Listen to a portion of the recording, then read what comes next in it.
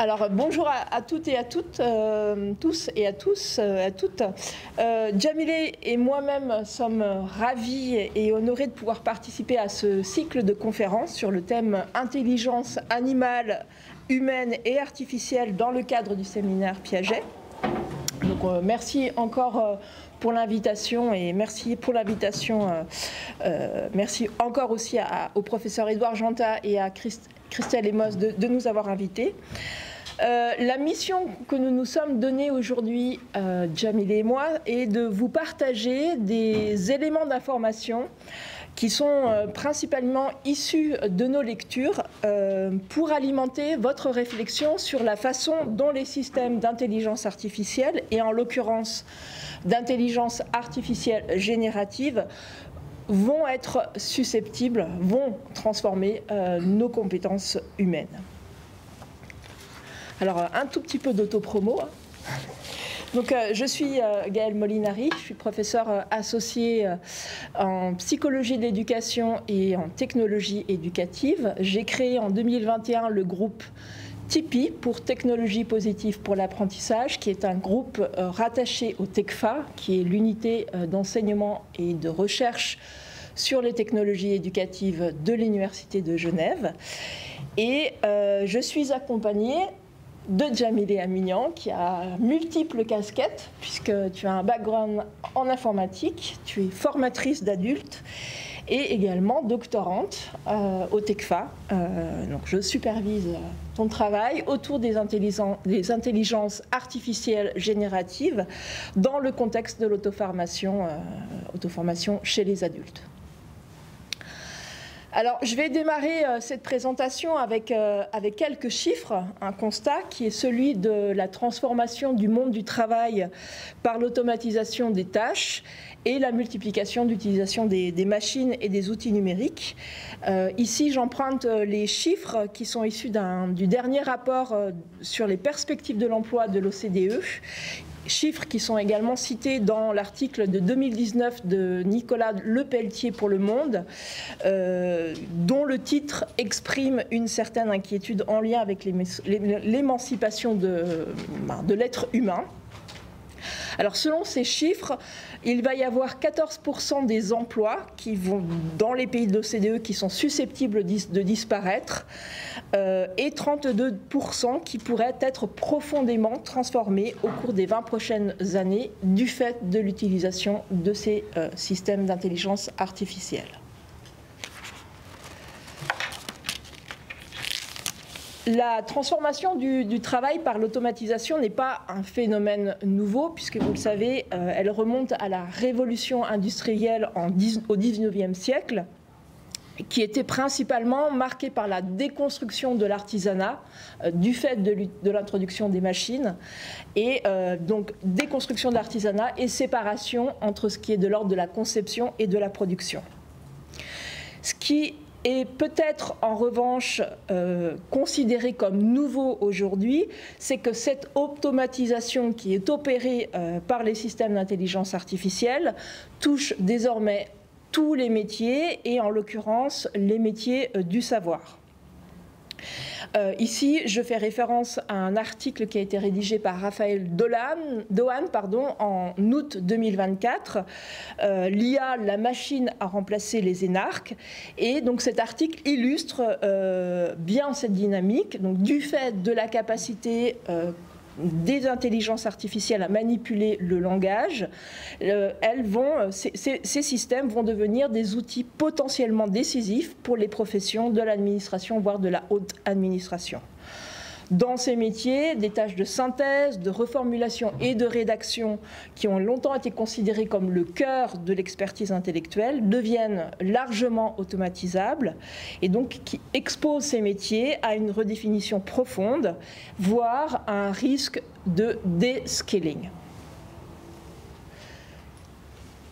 Alors, cette notion de deskilling, que l'on peut traduire par déqualification, elle a été introduite dans les années 70 par Braverman à l'occasion de son ouvrage Labor and Monopoly Capital, Braveman était un intellectuel engagé qui était issu du monde ouvrier et qui a eu une importance considérable en sociologie du travail.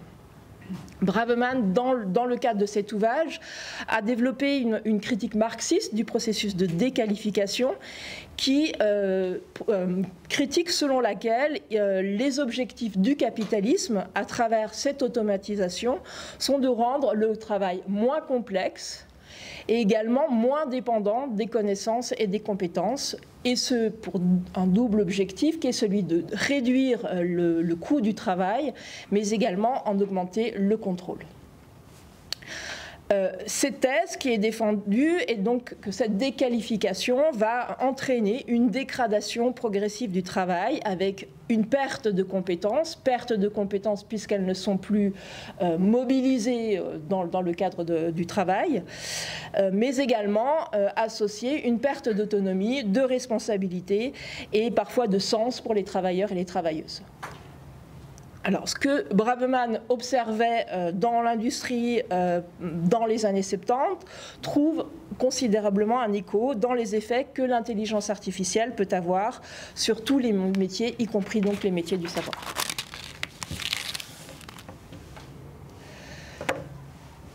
Cette notion de deskilling, c'est une notion qui a suscité de nombreux débats, notamment par rapport à son caractère généralisable. Et il y a eu des travaux qui ont souhaité la nuancer en expliquant que cette automatisation, elle peut également entraîner une montée en compétences, donc le upskilling.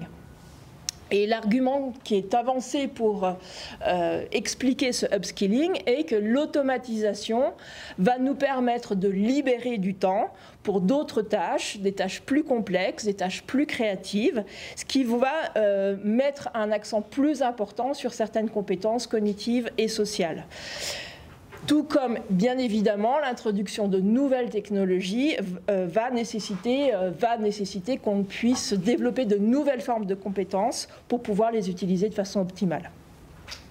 Alors, Braveman a essayé de nuancer à son tour cette question du upskilling en expliquant que cette requalification, de son point de vue, c'est une instrumentalisation des compétences qui est mise au service des objectifs de productivité et de profit plutôt qu'une valorisation intrinsèque du travail. Et la motivation première derrière n'est pas le bien-être et l'épanouissement des individus.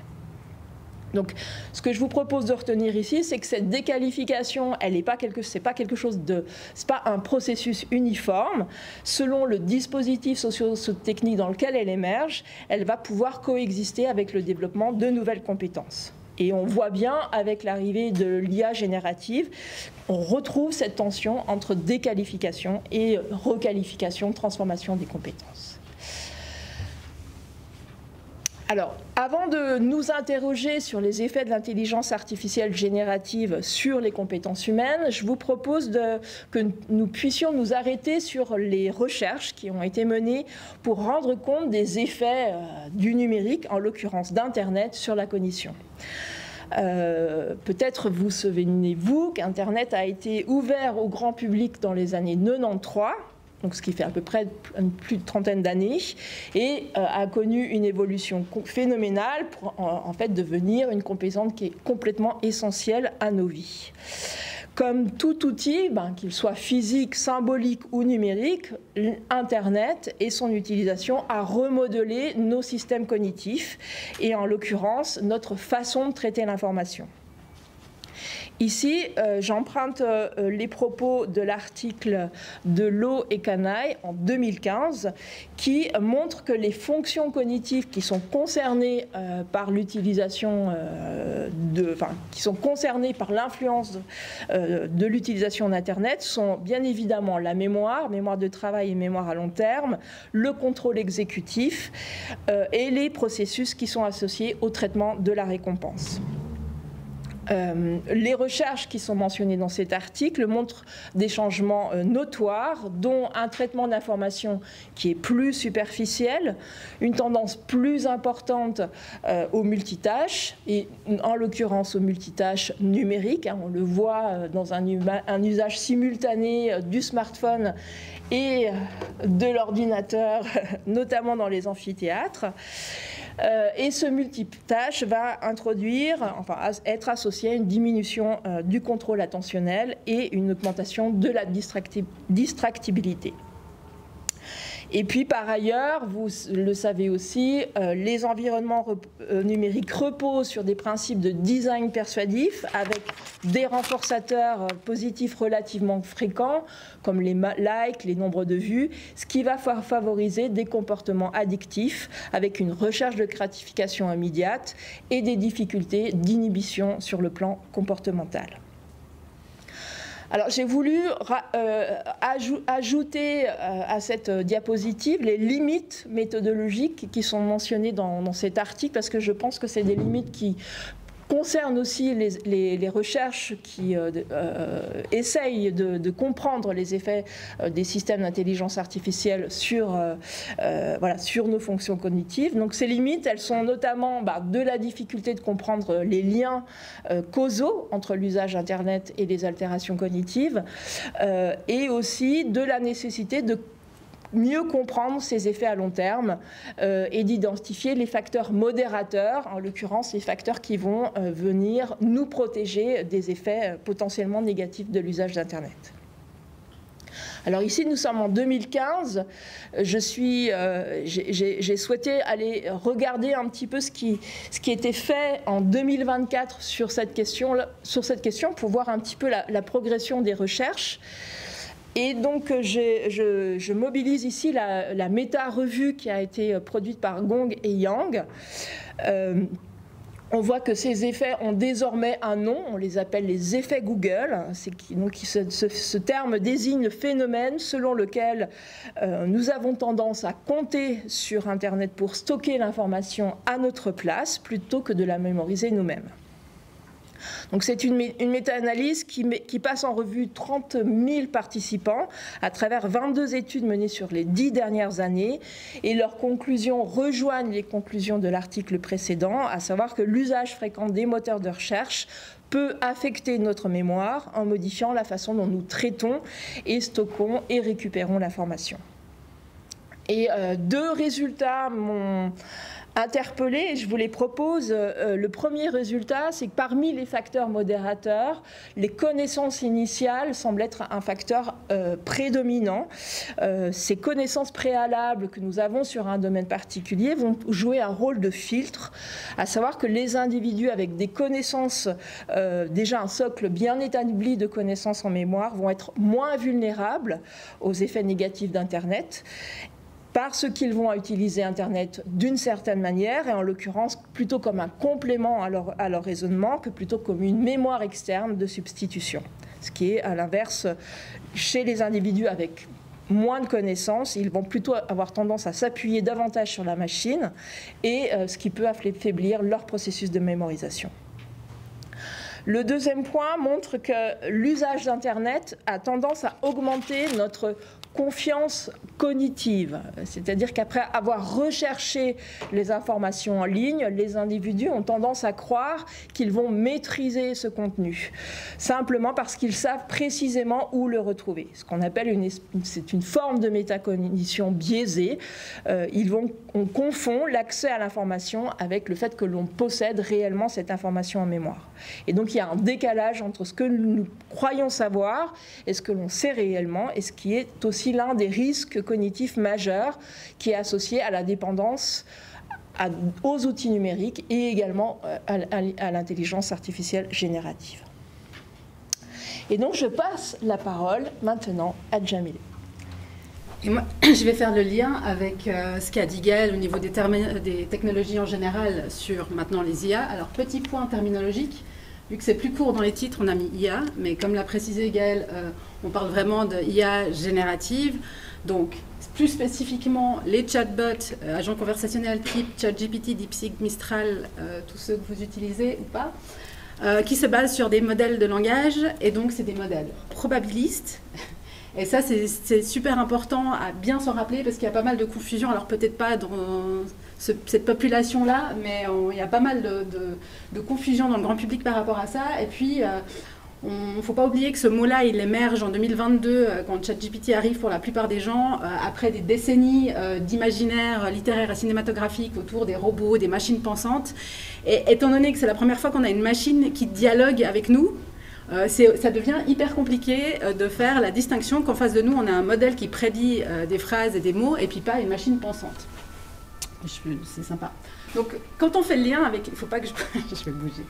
Quand on fait le lien avec justement les compétences, vu qu'on s'intéresse à l'enseignement supérieur, ce qu'on a vu là, effectivement, c'est qu'on n'a pas attendu les IA génératives pour déléguer des fonctions cognitives. Donc, il y avait effectivement les moteurs de recherche pour la mémoire externe. On utilisait aussi des applications avec des formes d'intelligence artificielle du type guidage, l'exemple classique étant le GPS, toute forme d'automatisation. Mais aujourd'hui, on a un nouveau seuil qui a été franchi avec les IA génératives, c'est que c'est la première fois qu'on peut leur déléguer, qu'on peut se faire presque remplacer au niveau des fonctions cognitives supérieures. Donc on a vraiment, pour la première fois, une machine, une technologie qui peut faire de l'écriture, faire des synthèses, de l'analyse, argumenter, et même, alors raisonner, j'ai mis imitation de raisonnement, parce que ça fait un grand débat.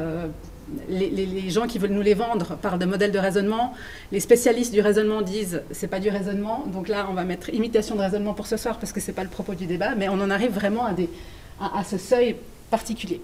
Alors, par rapport à cette notion de deskilling et d'upskilling, et notamment pour l'enseignement supérieur, si on réfléchit aux étudiantes et aux étudiants, mais aussi au personnel enseignant, aux équipes enseignantes, la plupart des usages qui sont rapportés traitent de rechercher un sujet, générer des idées, reformuler des textes, traduire souvent, et puis faire des synthèses de documents. Les gens sont pris de court, donc j'ai ces 4 articles de 60 pages à lire, je vais les faire synthétiser, je vais lire la synthèse et tout ira bien, ce qui n'est pas forcément toujours le cas. Donc ça, c'est les usages les plus fréquemment rapportés, et puis vous vous rendez bien compte qu'ici, on traite de nouveau de lecture, on traite d'écriture, toutes des compétences de base qui risquent d'être déléguées et donc pas entraînées. Et donc les risques de deskilling majeurs qui sortent des études par rapport à ça, c'est vraiment un risque important de délégation excessive ou d'automatisation de certains processus qui mènent à une dépendance à la technologie et à un manque d'entraînement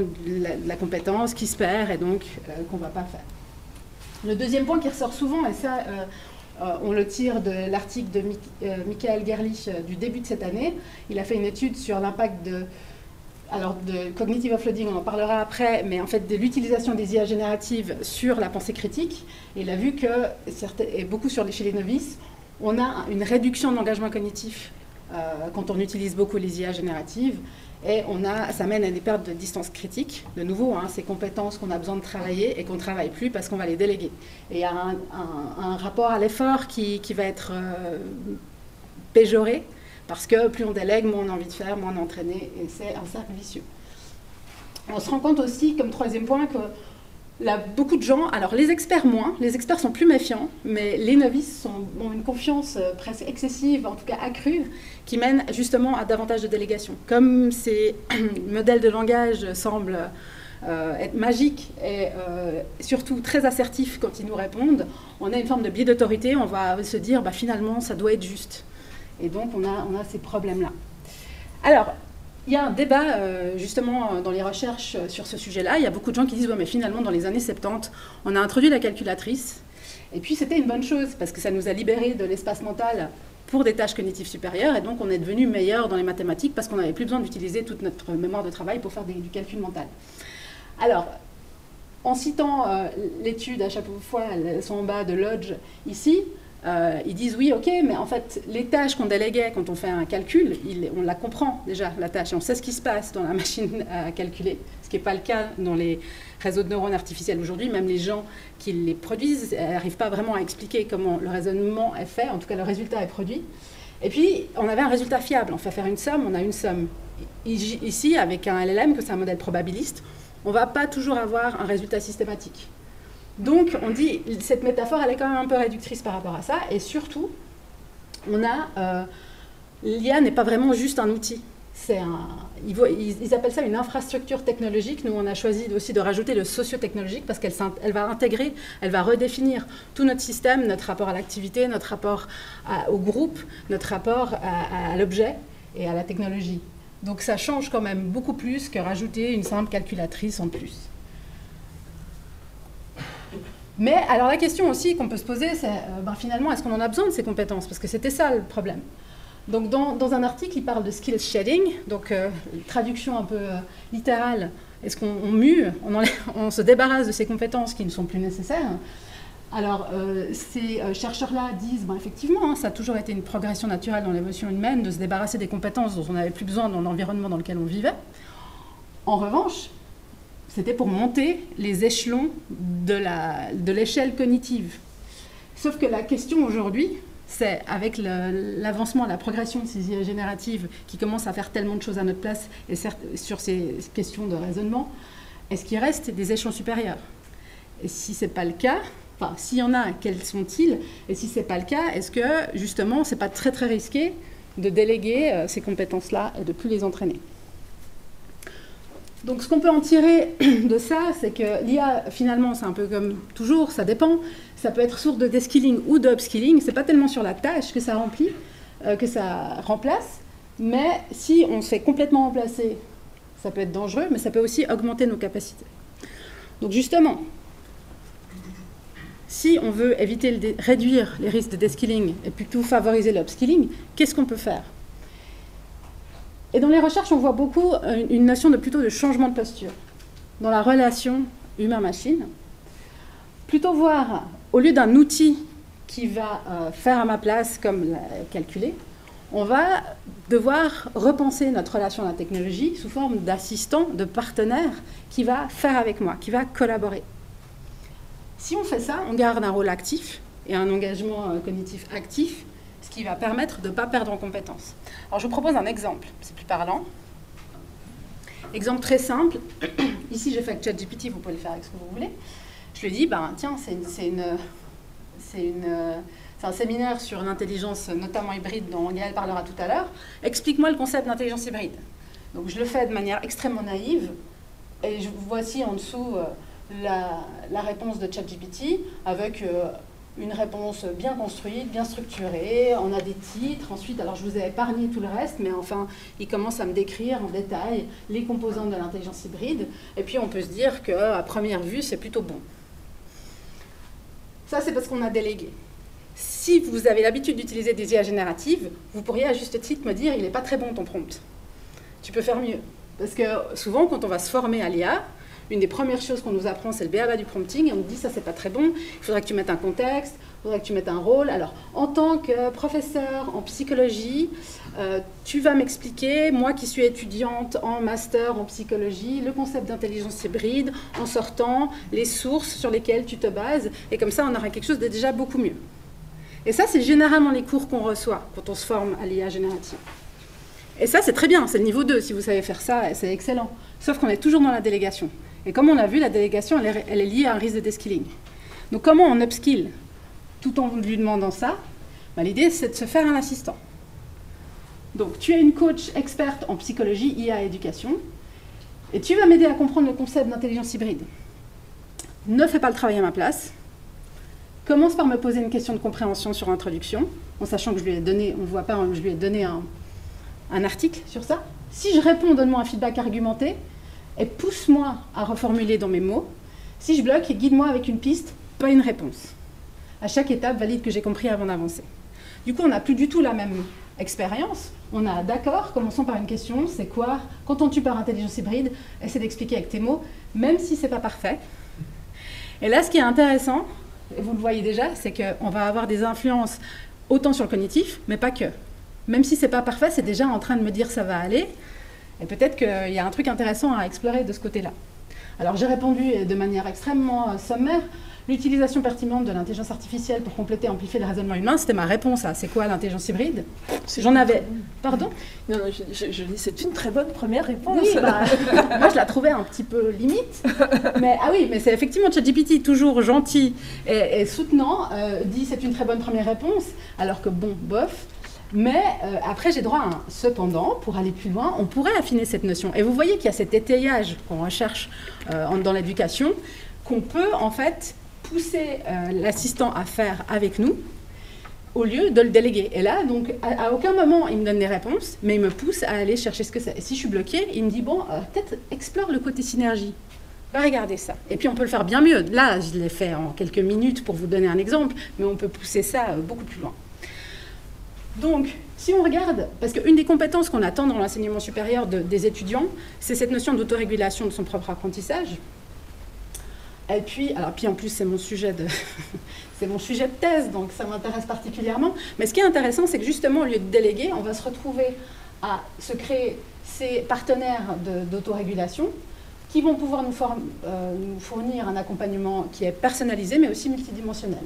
Typiquement, donc, acquisition de contenu au niveau cognitif, au niveau motivationnel, un soutien à la persévérance. Alors ça, j'ai pas cité d'article parce que c'est des données pas mal empiriques pour l'instant, mais qui remontent de divers questionnaires qui ont été faits sur les étudiants dans plein d'universités. Si j'en ai marre, je peux demander à ChatGPT de m'aider et tout à coup ça relance un peu la motivation, en tout cas la volition, peut-être, ça serait plus juste. Aide au démarrage, quand on n'arrive pas à s'y mettre, ça peut aider à démarrer. Et au niveau affectif, on pourrait même penser que ça peut nous aider à réguler les émotions. Justement, quand on a une frustration, on peut essayer de travailler avec quelque chose qui existe. Évidemment, on pourrait se dire, on peut faire ça avec des humains, mais suivant quand c'est, on ne les a pas sous la main, c'est plus compliqué. Et puis, il y a certains chercheurs qui disent, c'est vraiment un objet de patience infinie. C'est vraiment, alors les IA génératives, on peut leur poser 47 fois la question, on n'a pas de jugement, on peut continuer, et puis, et du coup, on n'oserait pas faire ça avec un prof. Même les profs les plus bienveillants du monde, au bout d'un moment, on arrête de leur poser la question, on ne veut pas se gêner. Donc, alors qu'une machine, personne d'autre, il n'y a qu'elle et moi qui savons, et elle ne sait rien, donc il n'y a que moi qui sais. Donc, qu'est-ce que ça implique? Ça, c'est ce qu'on voudrait viser. Ce que ça implique déjà, c'est de vraiment repenser la notion d'éducation à l'IA. Donc, on a Julia, qui est notre représentante, qui a participé à rédiger le référentiel des compétences numériques de l'université. Dans ce référentiel-là, l'idée, ça serait d'intégrer tout ce qui touche à l'intelligence artificielle, parce qu'on se rend bien compte que si on ne comprend pas comment l'utiliser pour favoriser le upskilling, on a des risques importants de deskilling chez les étudiants. Donc, l'idée, ça serait de compléter, ou en tout cas de faire un référentiel qui intègre vraiment ces notions d'IA générative, et ça sort dans toutes les études. AI Literacy, c'est ce qu'on voit à peu près partout comme premier niveau de réponse. Ça contre l'illusion de la compétence, parce que ce côté un peu conversationnel, je l'ai sur mon téléphone, c'est gratuit, je peux parler avec, j'ai l'impression que je sais l'utiliser, alors qu'en fait, à court terme, j'ai une productivité améliorée, mais à long terme, je risque de me deskiller sans m'en rendre compte. Et puis, ça nous permet, à nous aussi, qui enseignons, de repenser et de transformer nos pratiques. On a une technologie qui nous permet de peut-être faire les choses différemment, des choses qu'on ne pouvait pas faire avant. Parmi les choses qui se font en plus, on peut se baser sur les recherches sur les tuteurs intelligents. Ça fait plus de 20 ans, avec une accélération quand même ces 10 dernières années, parce que c'est fortement lié aux améliorations technologiques. On avait donc des recherches sur les Intelligent Tutoring Systems, les ITS, dont vous voyez un exemple ici, qui, eux, essayent justement de se baser sur les notions fondamentales de dialogue et d'étayage. Alors, en 1984, Bloom a sorti un article qui est très cité dans le milieu des gens qui développent des ITS et des LLM, qui disait qu'une des meilleures façons d'apprendre, c'était avoir un tutorat 1 à 1. Et puis forcément, dans un cadre humain à humain, c'est extrêmement complexe à mettre en place. On ne peut pas avoir une tutrice ou un tuteur à disposition pour chaque étudiant et étudiante.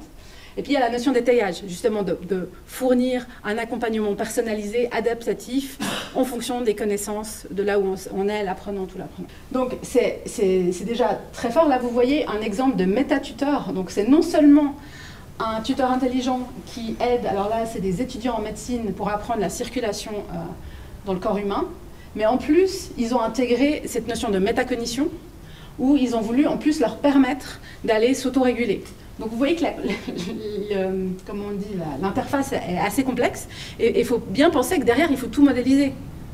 Il faut modéliser l'expertise, il faut faire un modèle de l'apprenant, c'est extrêmement complexe à créer. Et du coup, ça prend du temps, et puis pour ça, c'est pour une un sujet.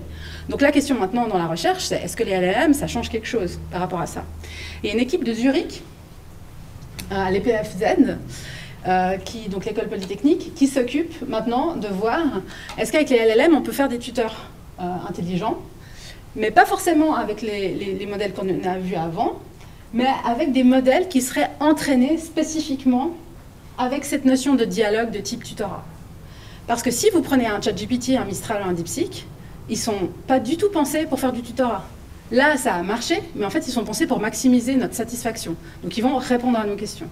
Et avec un groupe d'étudiants que je donnais un cours sur l'IA, ils arrivaient tout le temps à... Même si on avait fait un tuteur qui disait « ne réponds surtout pas à ma place », ils arrivaient à lui dire « ouais, mais imagine que j'ai répondu et dis-moi ce que tu me dirais ». Et puis, en fait, ils faisaient toujours à notre place. ChatGPT est vraiment pensé à répondre à nos questions.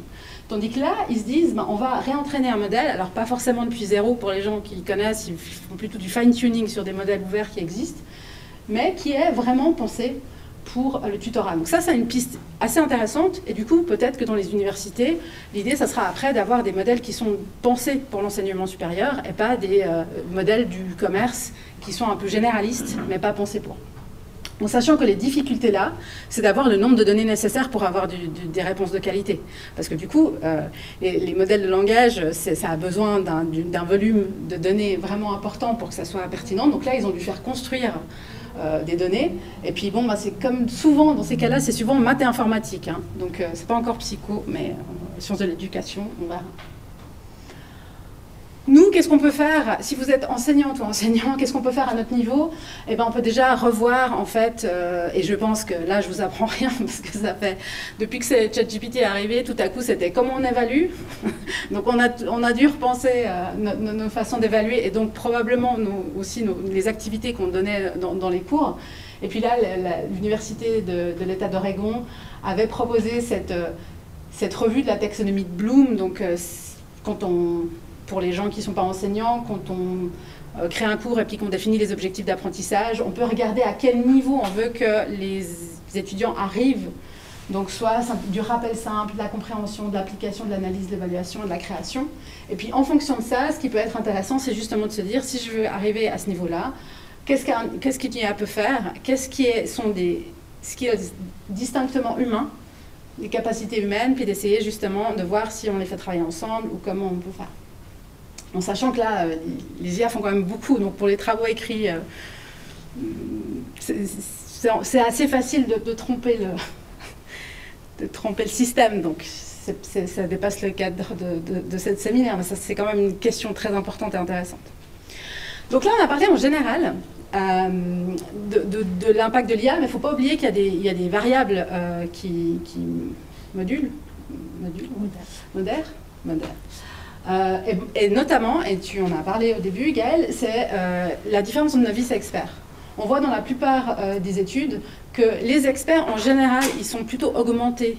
Leurs compétences sont amplifiées par l'IA, parce qu'en général, ils arrivent tout de suite à voir si la réponse n'est pas très bonne, et puis ils développent, en fait, finalement, juste là où ils ont besoin. Donc c'est généralement leur expertise et leur productivité augmentent, alors que le novice, qui ne sait pas et qui devrait encore faire un travail supplémentaire, on dit qu'il faut aller croiser, il faut aller vérifier que l'IA a pas dit quelque chose de faux, bah là on se retrouve plutôt à perdre en compétences, parce que soit on délègue tout, soit on ne comprend pas ce qui s'est passé.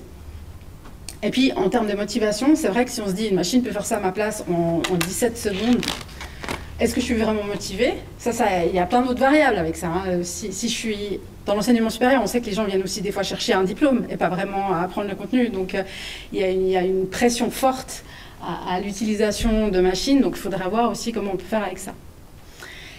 Et puis tout ceci est médié en général par un facteur qui est assez intéressant, qui ressort dans la plupart des études.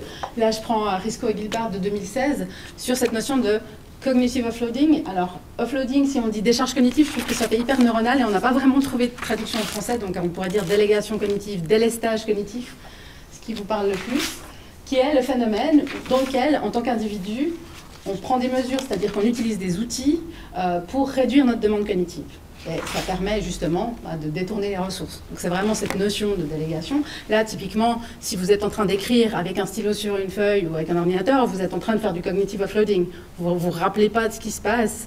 Quand on utilise un agenda, c'est pareil. Enfin, là, on parle toujours de mémoire, mais il y a d'autres exemples.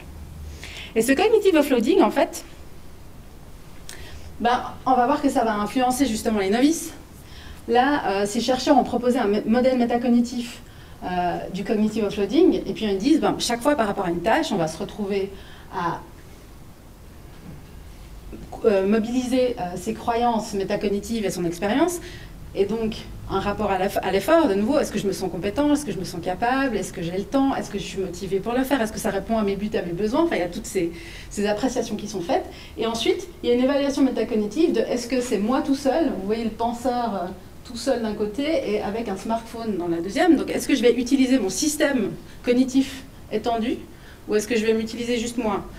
Et puis, je choisis ma stratégie. Évidemment, si ça a bien marché, il y a un renforcement positif. Mais le problème, c'est que les novices vont avoir tendance à utiliser l'IA et ça va renforcer le comportement de délégation et donc de deskilling. Ça nous mène à finalement deux prises de conscience hyper intéressantes chez les chercheurs dans ce domaine-là, qui disent il y a une forme de paradoxe qui s'installe maintenant dans nos sociétés. On veut absolument tout automatiser, et sauf qu'on dit plus on automatise, plus il faudra, les humains ils seront là pour vérifier, tout va bien. Sauf que s'ils ne peuvent pas développer les compétences qui leur permettent d'avoir l'expertise pour vérifier, ils en seront incapables. Donc on est en train de créer un cercle vicieux où on veut réduire la charge de travail, mais on augmente une charge de travail cognitive, puis on sort l'humain de la boucle, et puis après on lui demande de reprendre la main alors qu'on ne lui a pas donné l'opportunité de construire tout ça. Et c'est particulièrement un risque avec de nouveau les jeunes générations qui arrivent et qui n'auront jamais l'occasion d'observer un expert ou de réaliser des tâches simples pour construire ces briques de connaissances qui les amènent à l'expertise. Jusqu'à la partie la plus radicale, et ça, on se base sur les travaux de Marc-Éric Bobillier-Chaumont en psychologie du travail, qui, quand il parle des technologies émergentes, soutient que quand l'IA est perçue finalement comme toute puissante, ça peut nous mener à une forme de soumission technologique parce qu'on se rend compte que finalement on n'arrive pas à rivaliser. Donc de nouveau, hein, dans l'enseignement supérieur, même nous, en tant qu'enseignants, parce qu'en tant qu'étudiant, c'est une chose, mais même en tant qu'enseignant, on se dit finalement, est-ce qu'elle ne fait pas mieux que moi un scénario ou autre? Et puis on finit par se soumettre, puis dire que c'est la norme. Ça nous dépossède de notre pouvoir d'agir, de nos compétences, et puis ça installe un sentiment d'impuissance. Ça, c'est quand on va dans l'extrême. Mais il y a des contre-mesures. Mais il y a des contre-mesures. Bon, tu en as déjà un peu cité de contre-mesures, mais voilà, l'idée c'est d'aller voir un petit peu dans la littérature quelles pourraient être les contre-mesures qui seraient proposées au regard de ces risques de perte de compétences. Et là, donc, je vais faire appel à un article de Reimann en 2023 qui, lui, propose plusieurs contre-mesures qui sont, pour la plupart, inspirées de propositions qui ont été formulées par le Conseil éthique allemand à propos de l'utilisation de l'intelligence artificielle.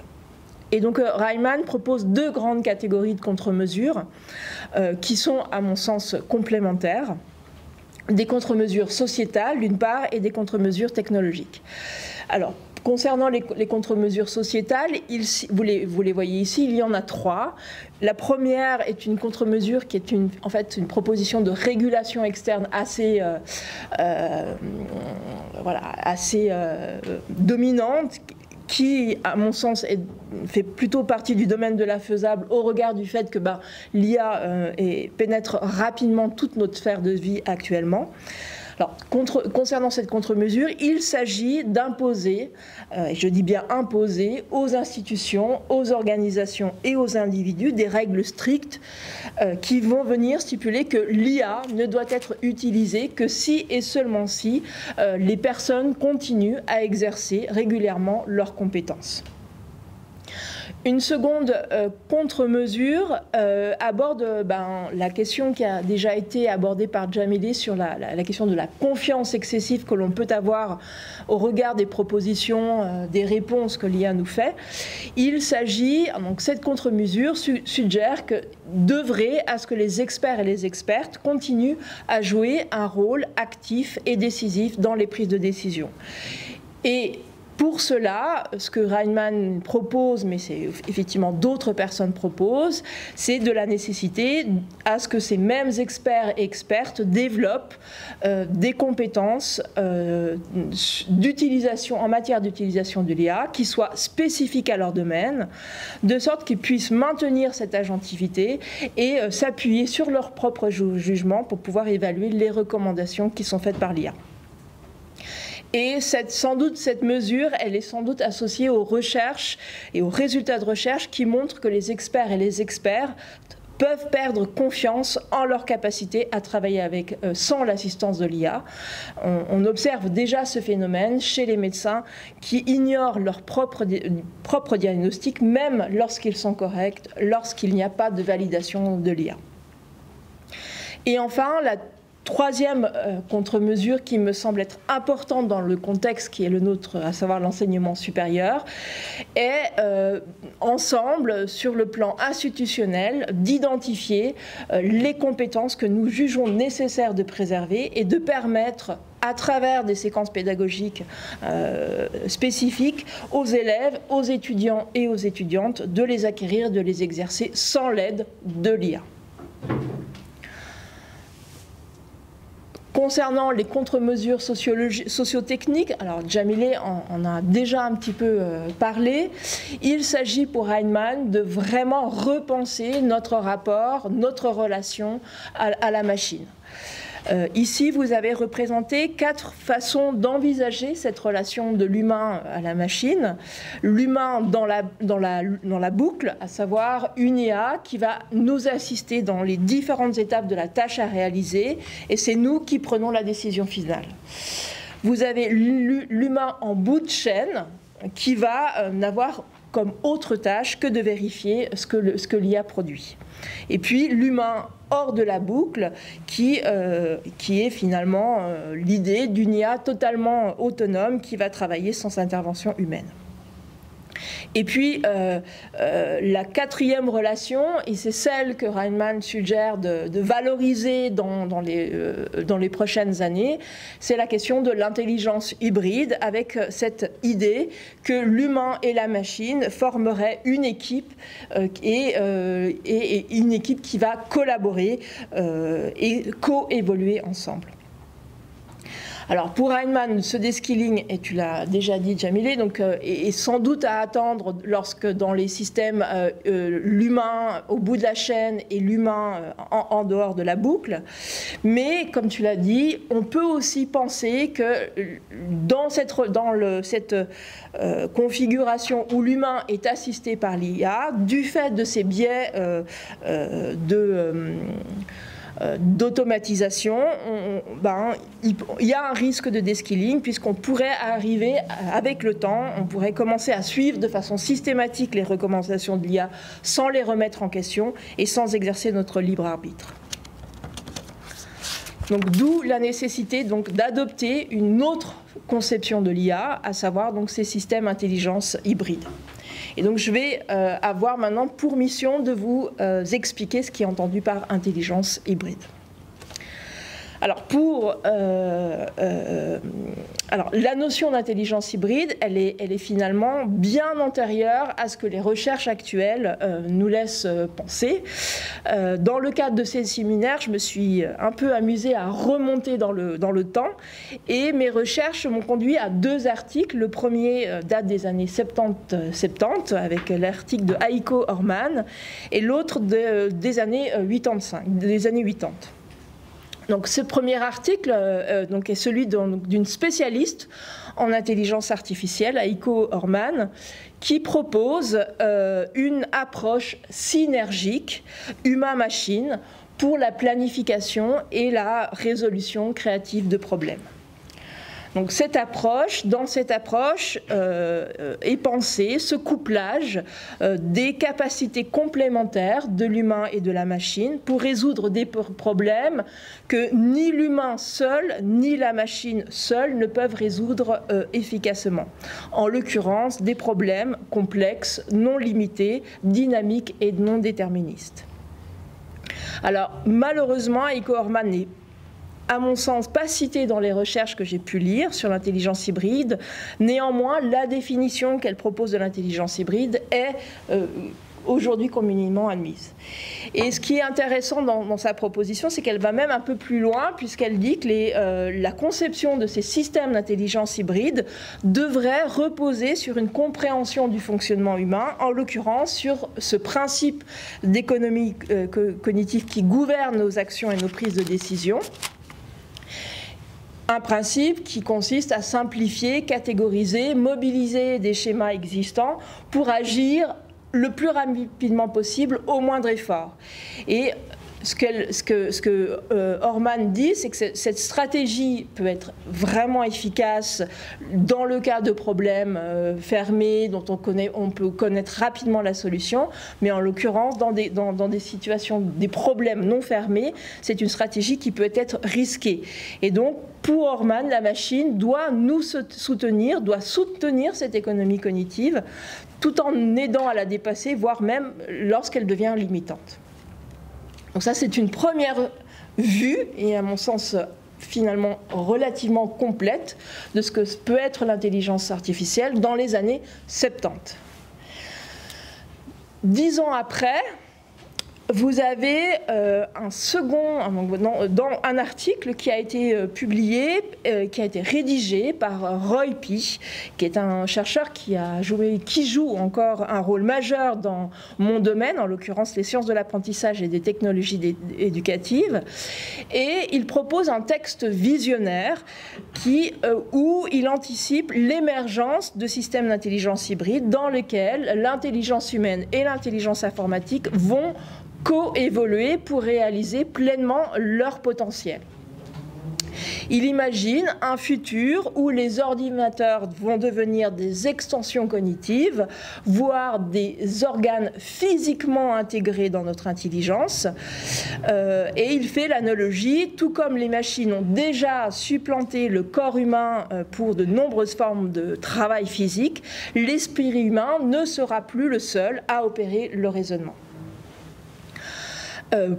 Alors, Roy Pea soulève des questions éthiques majeures, et on va le voir tout à l'heure, ce sont les préoccupations actuelles. Hein. Il explique qu'il peut y avoir des retombées éthiques considérables, que ce soit en termes d'identité, de droit et de domination, pardon.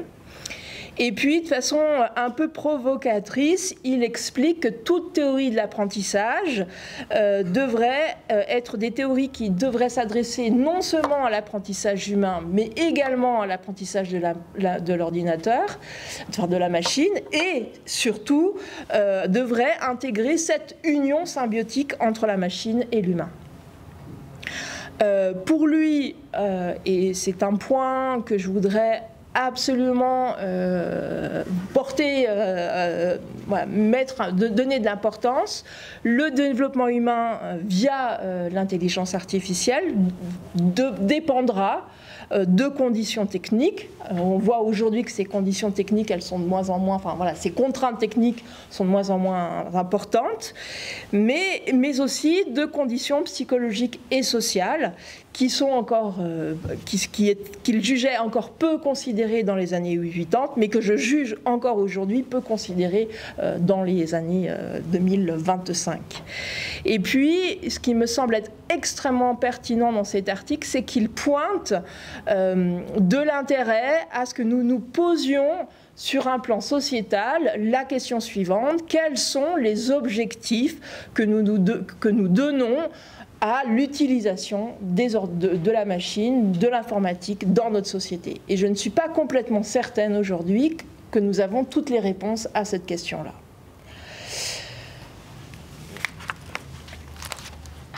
Alors, Je suis allée maintenant regarder un petit peu les recherches plus récentes qui évoquent cette notion d'intelligence hybride. Et elles reprennent un petit peu les propos de Roy P. et de Royman. Elles expliquent donc, que l'objectif de l'intelligence hybride est effectivement de faire travailler ensemble ces forces complémentaires, les forces complémentaires de l'intelligence humaine et de l'intelligence artificielle. Dans les différentes recherches que j'ai pu consulter, on essaye de faire une taxonomie de ces capacités complémentaires. Chaque article a sa propre taxonomie. Alors voilà, on explique que l'intelligence artificielle est caractérisée par ses capacités d'imagination, d'anticipation, de création, d'émotion, tandis qu'effectivement la machine est caractérisée par des capacités d'analyse et de traitement de vastes corpus de données. Et donc ce sont ces forces complémentaires qu'il faut mobiliser et faire travailler ensemble. Ici, vous avez la définition qui est donnée par Dellerman en 2019 de l'intelligence artificielle, et vous voyez, l'intelligence hybride, et vous voyez qu'elle est très proche des propos de Horman et de Pi, à savoir la combinaison de ces deux intelligences pour atteindre des objectifs complexes, pour aller au-delà de ce que chacun peut accomplir seul, et pour s'améliorer continuellement en apprenant les uns des autres. Donc il y aurait un apprentissage mutuel, une coévolution qui aurait lieu dans et par les relations entre l'intelligence humaine et l'intelligence artificielle. Ici, j'évoque l'article d'Andy Nguyen, qui travaille dans l'équipe de Sanaria Vela à l'université d'Oulu et qui travaille autour de la notion d'intelligence hybride en prenant appui sur toutes les recherches qui sont menées dans le cadre de l'apprentissage collaboratif médiatisé par ordinateur. Ce que dit Andy Nguyen, c'est que cette intelligence hybride reste encore aujourd'hui un domaine prometteur, c'est-à-dire qu'en fait il est en émergence. On a quand même une cinquantaine d'années entre l'article de Horman et aujourd'hui, que la réalisation d'une véritable intelligence hybride est beaucoup plus complexe qu'on ne le pense, notamment parce que beaucoup plus complexe que cette simple combinaison des deux. Notamment parce qu'il s'agit de penser le fait qu'il y a des influences réciproques entre l'humain et la machine. Donc il faut savoir appréhender ces influences réciproques et appréhender l'évolution de ces influences dans le temps. Et surtout, pour qu'il y ait intelligence hybride entre l'humain et la machine, il faut qu'il y ait une compréhension mutuelle entre les deux parties, des interactions efficaces, une adaptation dynamique et des formes de régulation, que ce soit chez l'humain comme chez la machine, mais aussi des formes de régulation partagées entre les deux. Voilà, ce ne sont que des hypothèses, des spéculations, et ça demande effectivement sans doute de la recherche pour comprendre comment, à un moment donné, une telle intelligence hybride pourra avoir lieu. Je voudrais terminer avec les propos de Mohammad Jahari, qui attire notre attention sur des dimensions essentielles, des dimensions éthiques, à savoir l'équité, les inégalités d'accès, la confiance, l'alphabétisation numérique et la protection de la vie privée. Il conclut son article en proposant toute une série de questions que je vous offre à la réflexion en guise de fin de cette présentation. Qui bénéficie de cette augmentation d'intelligence par l'IA et qui en est exclu ou défavorisé? Comment ajuster le bon niveau de confiance dans ces systèmes pour éviter à la fois la surconfiance ou, à l'inverse, la méfiance excessive?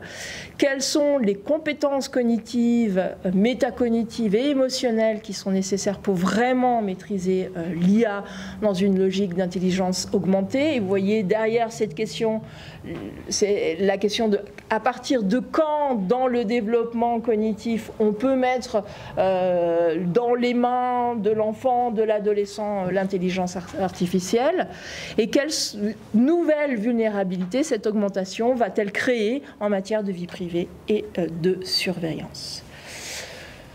toute petite conclusion, je voudrais souligner le fait que toutes ces réflexions que nous avons présentées avec Djamilé sont le fruit de réflexions collectives que nous avons menées en équipe interdisciplinaire. Donc vous voyez l'ensemble de nos partenaires, donc avec Julia Ortoleva du TECFA, Maud Aspar, Laurent Mokozet en informatique, Nicolas Bayalafit et Bilal Benbouzid en sociologie, Eva Cantoni en statistique et Lucille Davy de la faculté de traduction et d'interprétation. Je vous remercie.